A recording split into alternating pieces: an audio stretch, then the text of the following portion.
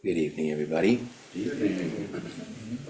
So I usually begin by saying thank you for allowing me to work myself out in this position. But I want to thank you for joining me in negotiating the way together. That's a term Dogen has used or does use. And I think it's more apt as, or describes better what is actually going on. We're always negotiating the way with someone. We're never alone. And so I'm grateful for this opportunity. So I also want to begin by saying that Ryokan San's words are sort of echoing in my head at this moment, because the line in his poem is, the more words you pour out, the more evil you provoke. And so being in this position and learning and practicing in this position, my tendency is to pour out words. And so I'm attempting to be a little more intentional tonight, so I don't provoke more evils. So the title, the working title of this talk was Zazen as an act of gratitude. You see, I've been thinking about Zazen a lot, and I'm trying to understand what exactly Zazen is, and what is there for us, for me, to glean from this practice. And I can tell you that when I first came to this practice, I was under the impression that Zazen was going to solve problems. Zazen was going to give me something that I was looking for. And it took a while for me to be disabused of that notion.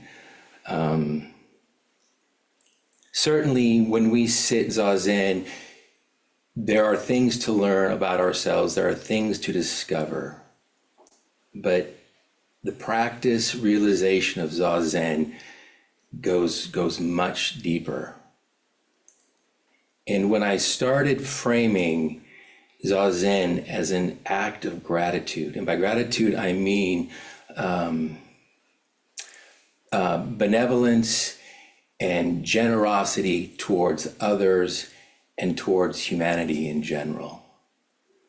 And when I started framing it in that context, a shift took place.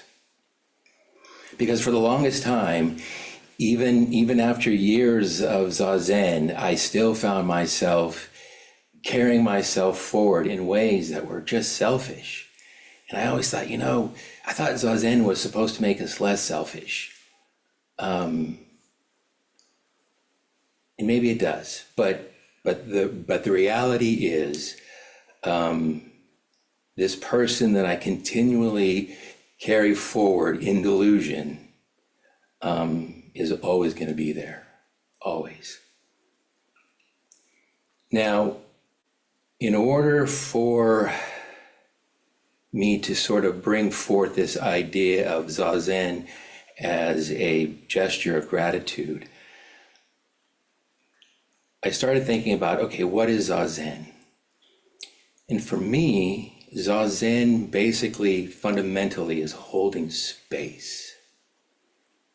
When we assume this upright position, something happens. I can't quite put my finger on it, but it allows us, or gives us the best opportunity to receive what this has to offer.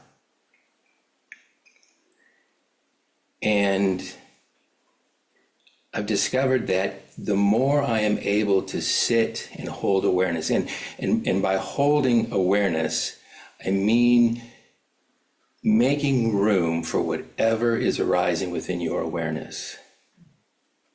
Doesn't matter what it is, we just make room for it. We accept it, we allow it without judgment, without any kind of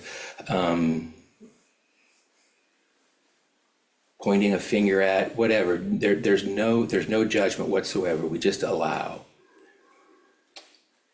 And in this allowing, what I think happens is this gift that Zazen is starts to manifest itself.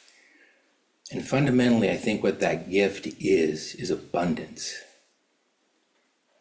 There is so much abundance in this world that sometimes we don't know what to do with it.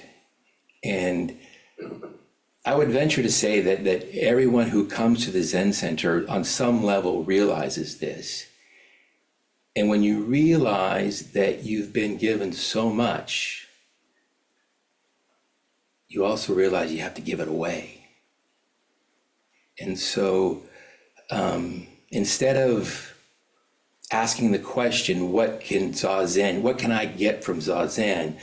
The question now has become for me, what can I give through my act of charity through Zazen? And it turns out there's a lot that we can give if we're willing to hold space with each other in ways that can be extremely uncomfortable.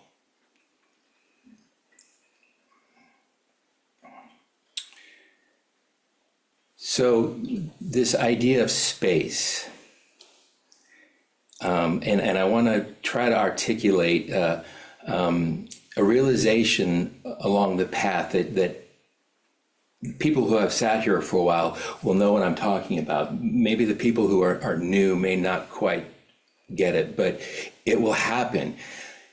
The first thing is this practice of Zazen. The real effort is time. It just takes time. We have to be willing to show up on the cushion day in and day out. That's really all it is showing up and making time. And that's a choice that we can make. There's also this idea of evolutionary time where things happen when they happen, and that aspect of time we just don't have any control over.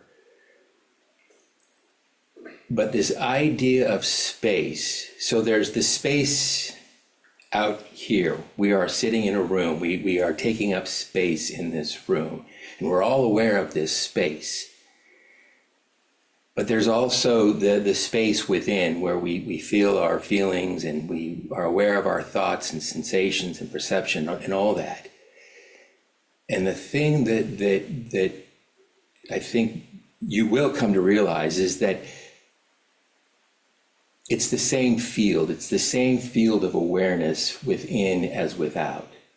So there's no difference. It's all arising in the same space. We just can't see each other's feelings and perceptions and thoughts. But the space in this room is also the space within. And it dawned on me that right now it's raining outside, and it's stormy, and we're all aware of the rain and the storm. And certainly if somebody was out there that needed shelter, we would bring them in. But we don't realize the storms that are within when we're sitting with people. And for me, when a storm is brewing within, I tend to withdraw. And for me, it's usually not the right decision, although sometimes it is.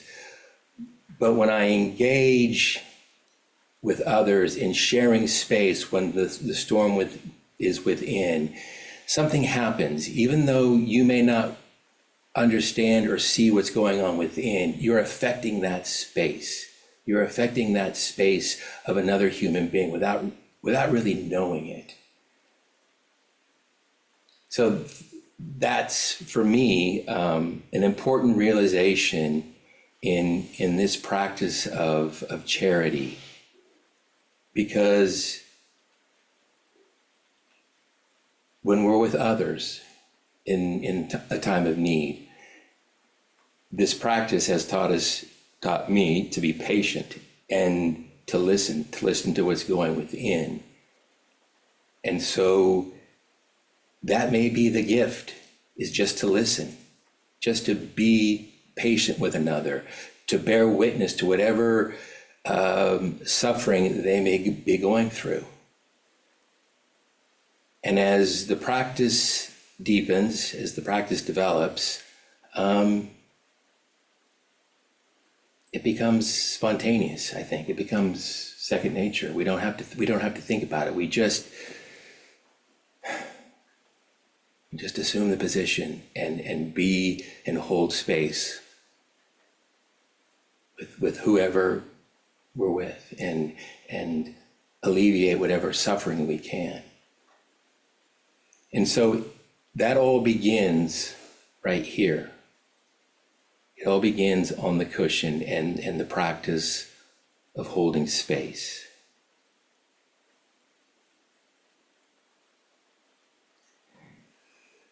Now, I'm thinking of Ryokan's words again, where time and time again, we have to learn these lessons over and over. And it can be very disillusioning. It can be very tiresome. But it's worth the effort. It's worth the effort. I had an experience today at work that really tested my ability to hold space. I was with another. I work as a fire inspector, and I was inspecting a building, and this homeless person came in through an open door, and he asked if he could get out of the rain. I said, sure. And I went about my business, and I came back to where he was, and another person had joined him, and I struck up a conversation with him. And I started asking him about his situation and his life, and how he ended up on the street, and all sorts of questions. And, at this point in my career as a firefighter, we see a lot of homeless people, and there doesn't seem to be a whole lot of accountability. And it's been frustrating. But what frustrated me in this particular situation is he was telling me his story and saying how he didn't want to be sober. He didn't want to go ask his parents for help. He just wanted to live on the street and drink. And I could feel myself getting frustrated and not willing to sit and hold this space and really listen to what this person was telling me. And it's like I say, it can be difficult. It can be difficult. But in the end, what makes it possible is when we receive something, we do it in a way that's selfless. When we give something, we give it in a way that's selfless. We don't attach ourselves to it. I thought that I could, talk some sense into this person, tell him that, you could do it. You can, make right choices, get sober, go to AA group or whatever. And I was thinking that my words could make a difference, and maybe they will. But in order for the gift to be truly a gift, we have to give it selflessly without attachment. And we have to be able to receive it the same way. I think that's the key. And when we give and receive selflessly, we give ourselves an opportunity not to carry ourselves forward in delusion.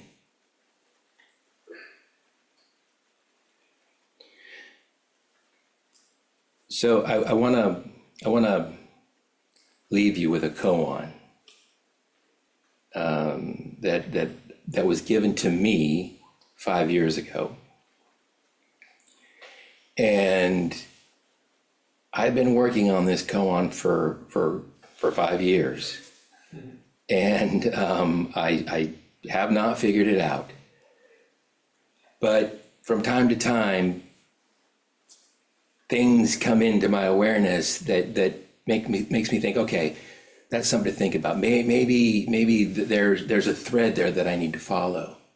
And forgive me, some of you have heard this story, but 5 years ago, I had the opportunity to donate a kidney to my brother-in-law. And when I was asked to do it, to see if I was a match, I didn't hesitate. I said, yeah, I'll do it, because he's a great guy, and he deserved all of the good things that came to him or that are coming to him. And, you know, I really didn't think about the consequences that could have been for me. You know, I just didn't think about it. So there was this impulse to give this kidney away selflessly, and it was the easiest decision I've ever made. So cut to the day of the surgery. I go into the operating room at about 7. And the last thing I remember, the doctor was saying something and coming towards me with a mask, and that's it. I was out. And it wasn't until 13 hours later that I started to wake up. And the first thing out of my mouth was, there is only love. And I kept repeating it. There is only love. And I don't remember feeling any overwhelming feeling of love. I was just telling anybody who was in earshot, there's only love. And I know my wife and the nurse, I think they were, are you going to be okay? I think they were a little perplexed. But here's the thing, and this is what I've just recently realized about this.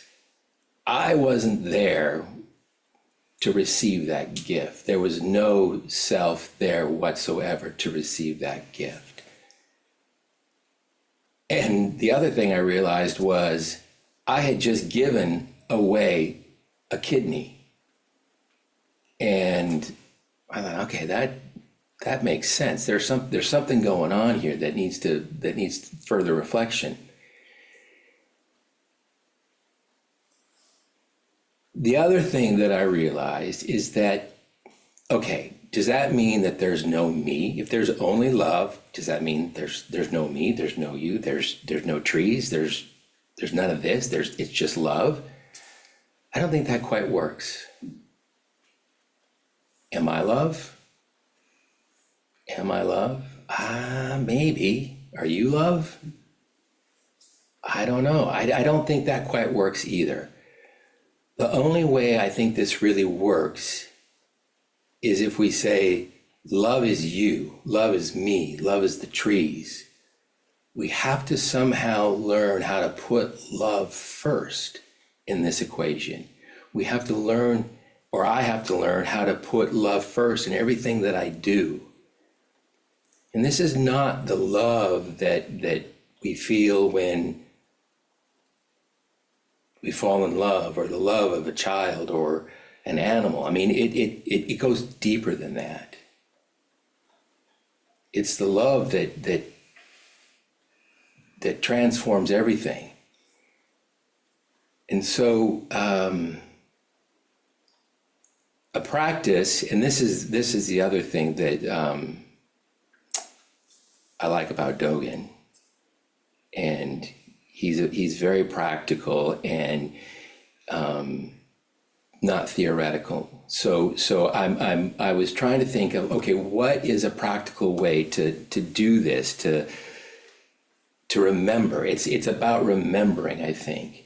And in that remembering that love is, or love as, we forget ourselves just for a moment.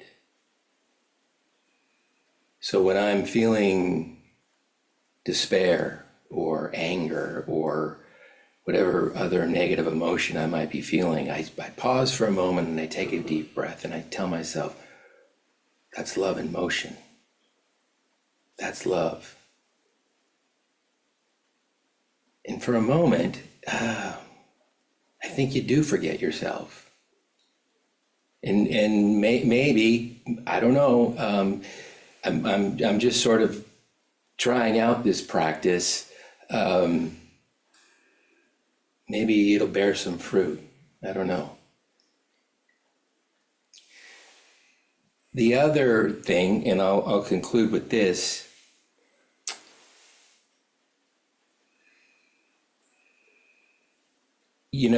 hopefully maybe something has resonated with you and questions will come up. And I would like to end without a question period, if that's okay, because questions inevitably come up in this practice. And I find if I write those questions down, an answer comes. It may not be the answer, but it is an answer, because the true master is right here. It's right here. All the answers to the questions are right here, and since this practice takes time, we have to allow those questions, those koans, to percolate, to stew in us. And again, it takes years. It takes years. But it's worth it. It's worth it. And so I would just encourage you to go out and practice sitting with the suffering of others.